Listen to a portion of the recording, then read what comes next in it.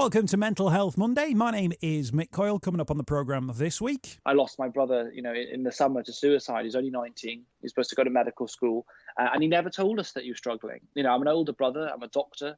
You just couldn't speak about it. He couldn't have shared what he felt. It really, really struck a chord with me as a really simple trick. Not just if you've had a terrible, terrible bereavement, but actually something you can do in and of yourself. And it's something I massively advocate now when people talk to me about mental health. I think the stakes are very high.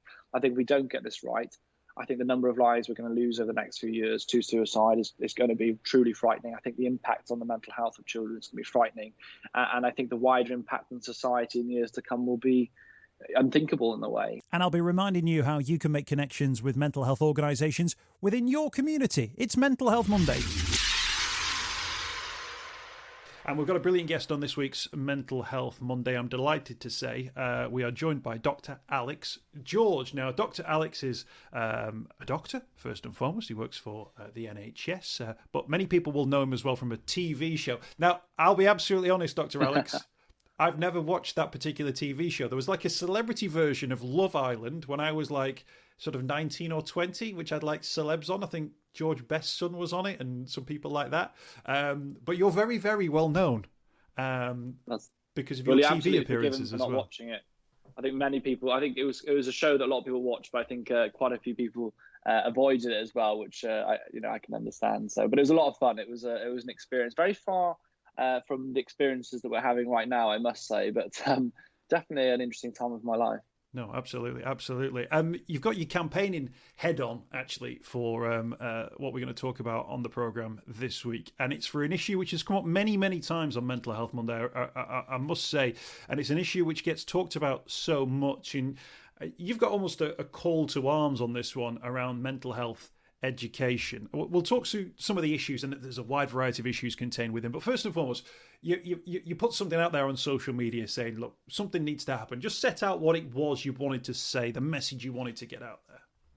Yeah, so I've kind of been working on this over a few years, and it strikes me, and it certainly has throughout my time at school, and I think people's experiences that I've spoken to, that really the support in school around mental health, education around mental health just isn't there. It's not what it should be, and we know how important that is.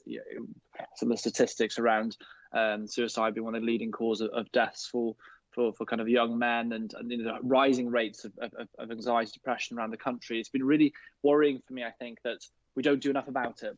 And I think since what we've seen with the pandemic and the impact that's had on young people's mental health, as well as everyone else's, I think it's time for change. It's more than due. And so I put a post out asking to meet the Prime Minister, Boris Johnson. I know he's a very busy man, but asking to meet him to discuss some of the changes which I'd like to propose. I've been working behind the scenes now for nearly 6 months, speaking to leading organisations to find out exactly where the issues are and what we can do. And I think it's time.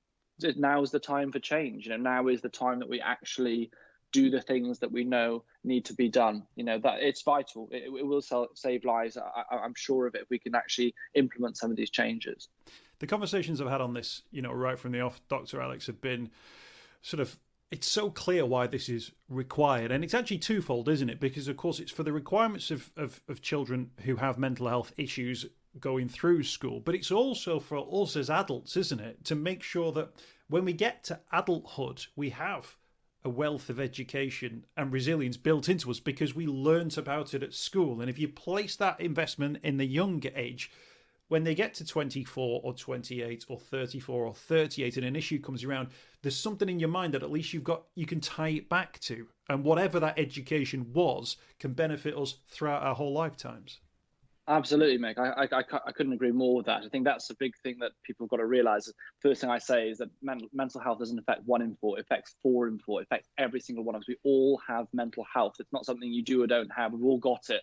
Everyone has periods of time in their life where things are tough. Something bad happens or you're struggling.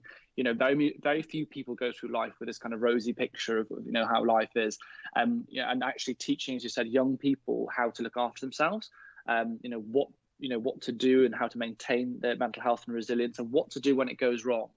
I think it's just vital. It just makes such a difference, like you said, being able to talk about how you feel. I think, we're in, modern times now, and, men still struggle to speak about their mental health. I mean, I lost my brother, in the summer to suicide. He's only 19. He's supposed to go to medical school, and he never told us that he was struggling. I'm an older brother. I'm a doctor. I was, someone that was there to support him, and he just couldn't speak about it. He couldn't have shared what he felt, and that's all too common. And that stems, for me, a large part of that stems from how and the culture of how we speak around mental health. We need to make it normal at schools to talk about it. It's normal to learn about it. And in some ways, it almost becomes expected of you. So when you are actually struggling, it just becomes second nature. It's not awkward. It's not a taboo. It's just a normal thing that's part of everyday life. In terms of that, as young people growing up, you remember you look both ways before you cross the road. You don't speak to strangers. Is it as simple as that actually we could instill in young people some really key messages about mental health, so that if things did get out of control, they would have something to fall back on, as we fall back on the Green Cross code when it comes to crossing the road, or as we fall back on, knowing how to stay safe now online. We need to fall back on something for our mental health as well, don't we? Absolutely.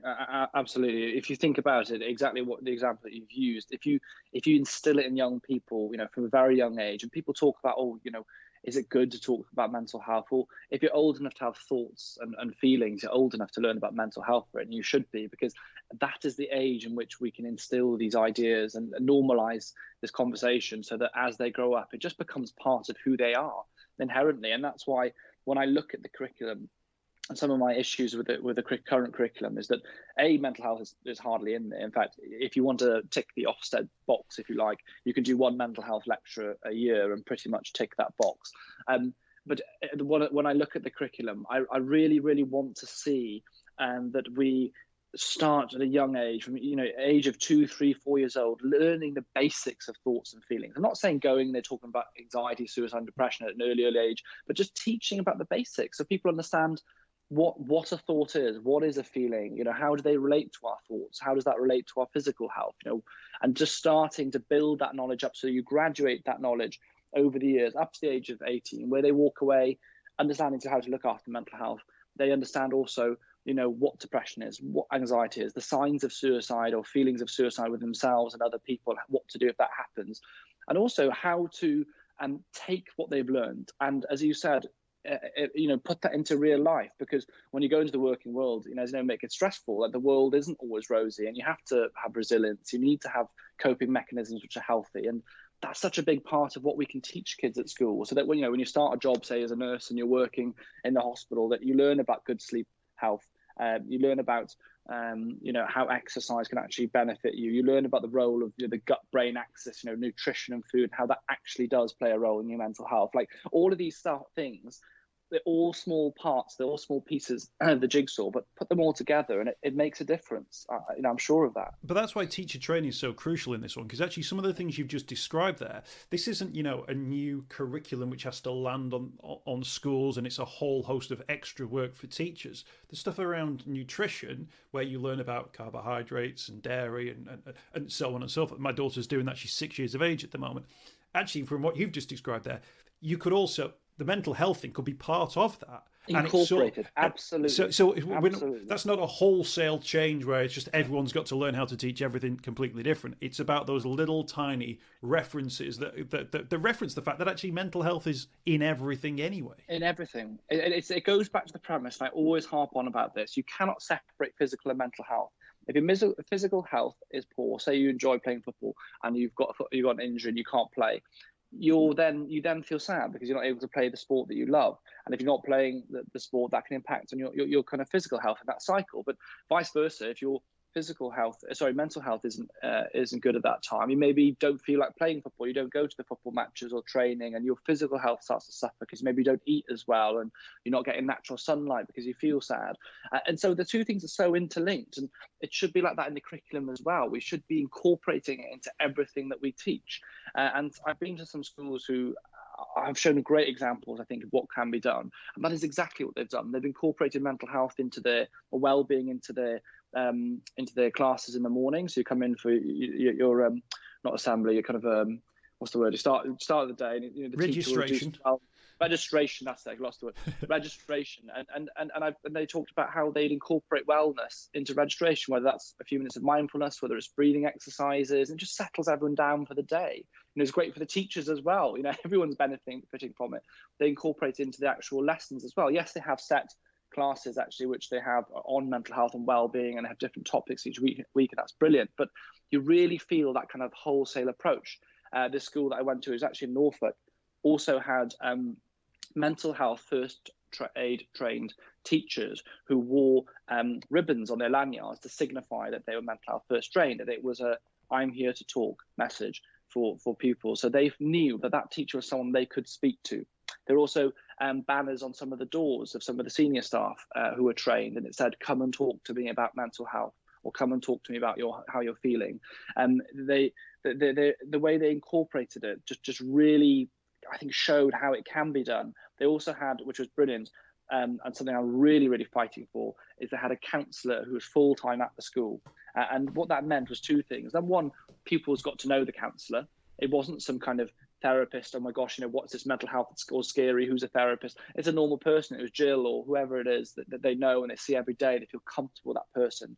And again, it just builds that culture of, this is normal. This is just normal. And people would knock on the door, they'd make appointments with her and go and see her. And she talked about the benefits of not only, primarily as an outcome of their mental health, but also attendance. School attendance is much better, because a lot of reasons kids are at home are either issues at home or maybe with the mental health. And if we tackle those things early and support them, it actually benefits the academia as well. And I think that's the key thing. Everything is tied in. If kids are happy and they're engaged and they feel supported, they're more successful at school.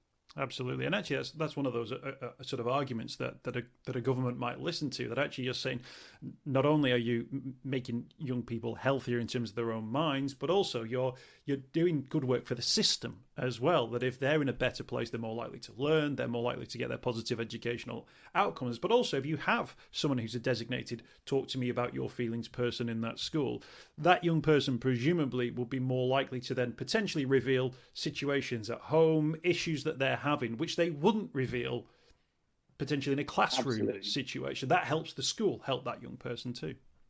Definitely. It's just that doorway sometimes that allows you to kind of find and fix problems before they become so big. And I think that's one of the things that's really, I think, sad and a tragedy when we lose life to suicide, because a lot of these situations, quite frankly, are preventable. It's kind of a situation where, what if we got in there early? What if we could have had interventions, and helped this young person and supported them?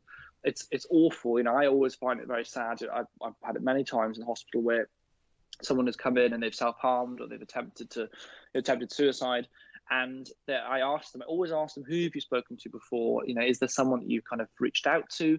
And it's so common that they tell me, no, you are the first person I've talked to about this. And that, to me, is a failure of society. I feel that strongly about it. I think we as a society have failed that person, that they have gone all the way through their lives, sometimes suffering for decades in some cases, and they haven't felt comfortable enough to say something. That is really, really sad, I think. I think so. And I think, and I've spoken to, many, many different people who have looking at suicide from many different angles. And unfortunately, you've had first-hand experience with your brother. A good friend of mine came very, very close to suicide. And actually, one of the things that he was dealing with his own mind was, I can't handle this anymore. I don't know what to do. He thankfully was unsuccessful in his attempt, and he's now through at the other side. But he said to me, Mick, how would I know what to do? Why would I know?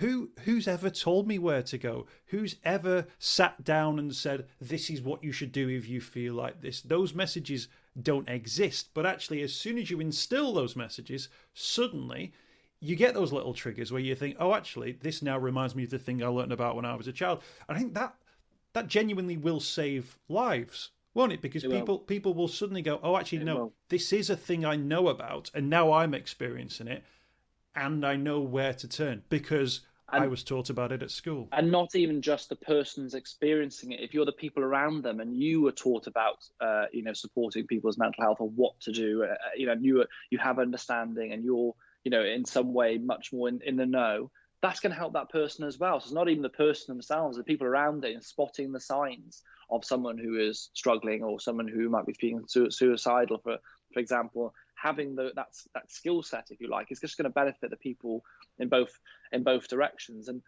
that's what I've looked at this for a while at schools. And what I really feel is that we have the resources out there already. There are incredible organisations that have done so much work. You've got Anna Freud, who have basically made all the resources we could possibly need for education for mental health from a young age to 18. They've done it. It's there. We've got incredible organisations like Shout, who, if a child or someone's struggling, they can text the number and then someone will reply to them and support them and get them help if they need it. You've got organisations, obviously like Young Minds, Mind, Calm, all these people are working hard towards it. They have great resources. It's just trying to get it in there and get the system changed so we let these people in. If you ask 10 children, put 10 children in a line and said, have you heard of Shout? I'm fairly confident that maybe none of them would have heard of it, maybe one or two. And that's a terrible shame, because for that one person who wanted someone to speak to, they don't want to pick up the phone, they're too shy to speak to their teacher, being able to sit and just text the short number and say, I'm struggling, and have someone come to them and have that open door, that could save that child's life. And that to me is just a real shame. We need to have it standardized so that people know it's there, because some of these brilliant resources are already there. That's what this campaign, what I'm doing is trying to highlight what's already there, highlight what isn't there, and bring it all together. That's what I want. I want the key pillars of my campaign are: number one, we need to teach teachers at university properly about mental health. You can't just expect teachers just to go out and do it. They really want to, and I've had that feedback from them, but we need to teach them properly. We also need to support teachers' mental health. It's one of the professions that we see the highest rates of mental health illnesses, of substance abuse and alcohol, etc., because of the stress and the pressures. We need to support them as well, because if they're not supporting their mental health, how will they support children? The curriculum, we want to incorporate in the curriculum to put mental health sat alongside all the other core subjects, so that when Ofsted come in and they look at around the schools, they're looking at maths and English, they also look at mental health in exactly the same way. And it should be that presence at the top. And that curriculum is integrated from a young age to 18 of good quality teaching. Now, the third area that I kind of touched on earlier that I really, really want to push on, I think this is absolutely vital, particularly post-pandemic, is the support. So counselling at schools and support services at school, we need to ramp that up.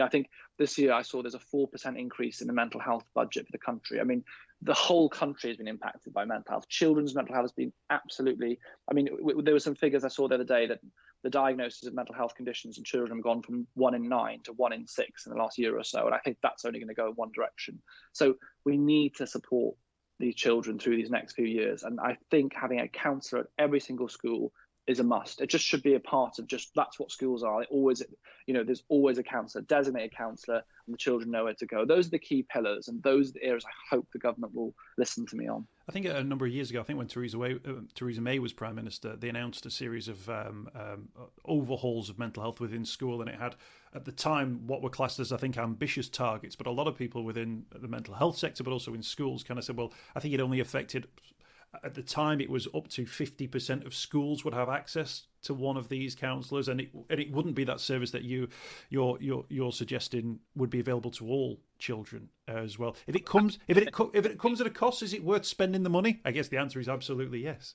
It's worth every penny. And I was actually there on the day, on World Mental Health Day, when she announced those. And I spoke to Theresa May on that day. And I said, look, I really feel that we need to go further for school students and university students. We need to go further. And I don't think it was met with the level of realisation that I think it should have been. I think there are some improvements in some areas. So we're seeing a new RSE and PHSE curriculums come through, which has some element of mental health teaching within it at schools. Doesn't go anywhere near far enough, but there is some steps. So if you ask me, is it improvement? Yes, but it's 5-10%, not 100%. So that's the same situation of what she was doing there. You're going some way, but we need to go the whole way. We need to really back this. Yes, does it cost money? Absolutely, but so does the cost of loss of life from suicide. So does the cost of acute admissions of young children or adults with mental health issues. So does the cost of children either being off school, but also people when they become adults not being able to work and function in society. So it's I hate to say it, but in some way it's a real investment in our own society as well. Yes, it's expensive, but we should be doing it. Let's talk about this from a society point of view, because some people will say, well, children's school's great because it's such a key point of their lives, apart from now when a lot of them are closed. But like, I think people would also say, what is it that maybe parents need to know? What are the things that maybe parents can do? Because your child is in school for the 6 hours of the day, but actually most of the time they're not in school. What are those things that you would recommend that parents look out for, signs in their children, maybe almost like a little exercise you can play with your kids to make sure that they're aware of their mental health as much as anything? Yeah, and I think it's about a kind of a multi-angle approach to it, isn't it? I think with parents, one of the things I would say, the key things, is try and make a really normalized culture of just talking how people feel.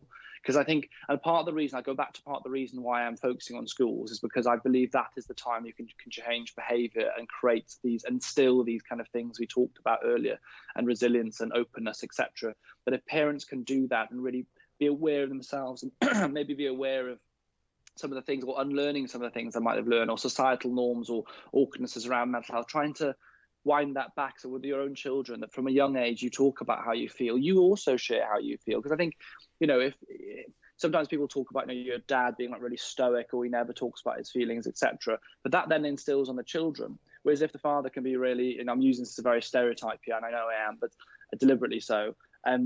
If you see the parent going, actually, I had a bad day today, and we're going to talk about it openly, or you're just making it a very normal part of that conversation, children pick up on that, and they become, or feel it's much more comfortable for them to talk about how they feel. So I would say that firstly try and normalize that conversation, and when people feel bad, talk about it, ask children about it, don't feel uncomfortable about talking.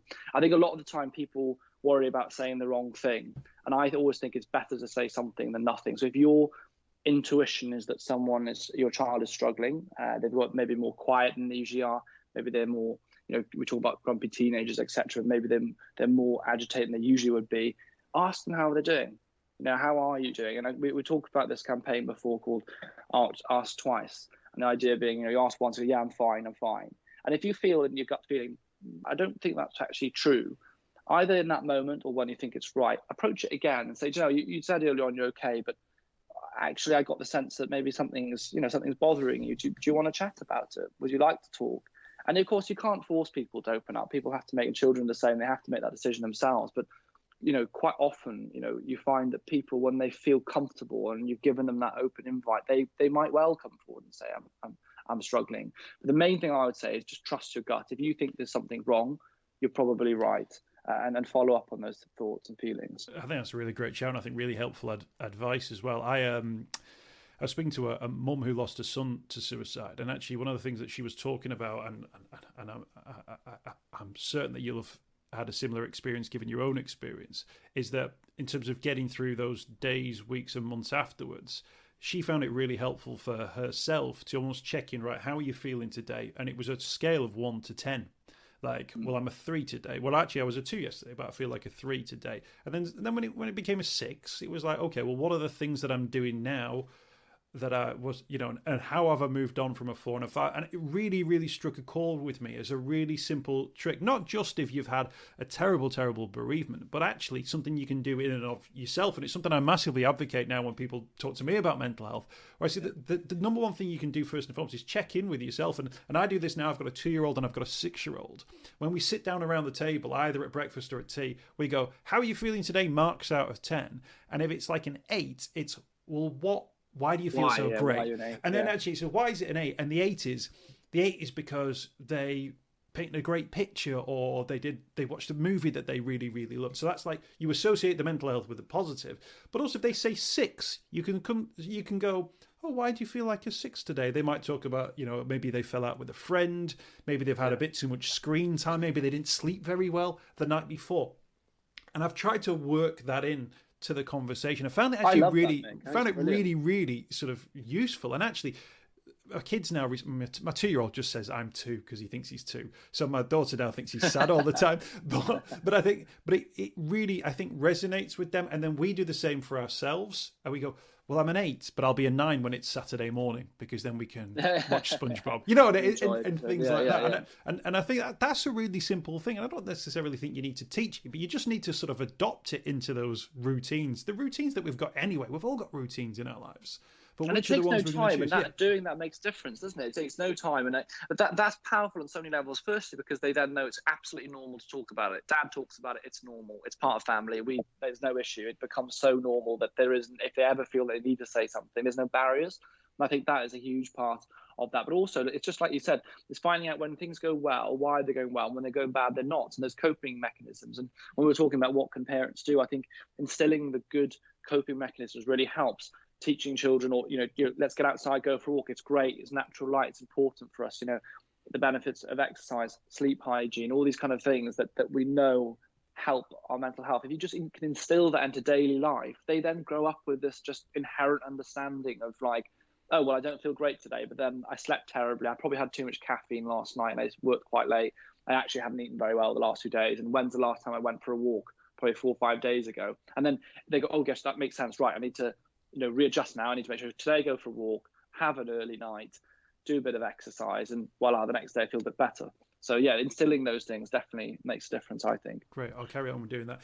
In terms of the family situation you found this year, has that sort of galvanised yourself to realise, well, you knew before because of the work you do, but just how important the work that you're doing now is, and how high the stakes are? What's at stake if we don't get things right when it comes to young people's mental health? Yeah, I think, after my brother Theory, after he passed away, I think that was, fire onto, fuel to the fire for me. And I was like, I really need to do this. I've got, a platform. I hope that people listen to me and I can actually get the ball rolling. I can't do it alone. I need the support of, the other organisations I'm working with and people to actually just vocally back what I'm doing. I mean, the fact that you're, I'm very grateful that you're having me here to talk about this. You are helping amplify this message, and people like yourselves are really helping as well. And I think the stakes are very high. I think if we don't get this right, I think the number of lives we're going to lose over the next few years to suicide is going to be truly frightening. I think the impact on the mental health of children is going to be frightening. And I think the wider impact on society in years to come will be unthinkable in a way. So we have a duty really to, these are children. They don't have the choices. They can't fight for themselves in that way. We have a duty as the adults to look after that next generation. And I really hope that we get it. I won't give up. I'm going to keep pushing on this topic. I'm going to be very noisy around this until we see the change that we want made, but it needs to happen. It has to. Dr. Alex, thank you so much for your time today. Really appreciate you joining us. People can follow you on social media is a good place to go, at Dr. Alex George. That's Twitter. On Instagram, you're on as well? Yeah, exactly. Yeah, both. Yeah. Excellent stuff. People can do that. I'll put links as well in the podcast links as well. Have you got a book coming out as well? I have. I've got a book called Live Well Every Day. It kind of incorporates a lot of the things that I talk about around little things and changes you can make to your life to improve your kind of overall health and happiness. I've been working on the book for well over a year. I finally got to kind of finishing it. So it comes out in May. And if you'd like to pre-order it, it's on Amazon now. So yeah. Great stuff. Thank you so much for your time, and we'll speak again. I'm certain of it very soon. Thank you. I hope you've enjoyed this week's podcast. Thanks for checking out Mental Health Monday. My name is Mick Coyle. You can find me on Twitter at Mr. Mick Coyle. You can also find me, Mick Coyle, on Facebook as well. Don't forget, if you want to speak to somebody about your mental health, you can do so. The Samaritans, free to call on 116 123. You can find mental health services where you are. Just look for the Hub of Hope. Type in your postcode. It'll find those mental health services close to you. And for support in a crisis, you can text SHOUT to 85258. That's if you're experiencing a personal crisis, you're unable to cope and need support. Shout to 85258. That's a text line. Do get involved in those services. In an absolute emergency, always remember the number to call is 999. Thanks for downloading the podcast this week. We'll be back next week with more Mental Health Monday.